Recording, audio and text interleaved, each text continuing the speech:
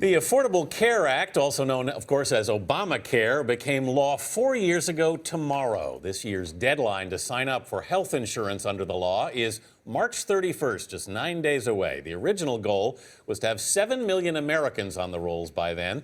CBS News political director John Dickerson joins us from Washington, the Washington Bureau, with a look at where we stand. John, good morning. Good morning, Anthony. First of all, what are we going to know on the 31st?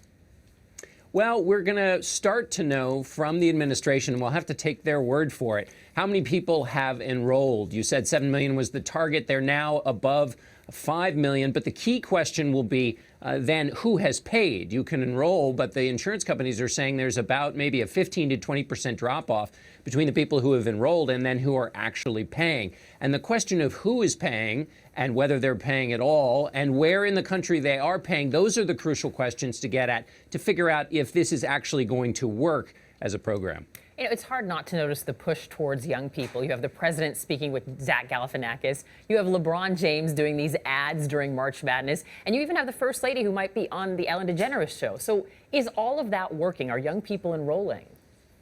Well, this push for young people is crucial because the system will only work if they can sign up lots of young Americans because they don't use a lot of health care, and their fees will then be used to cover those older, sicker Americans who do use a lot of health care. That's why the intense focus. So far, they've gotten about 25% of the signups they had hoped for. The administration had hoped for about 40%. So this big push is on.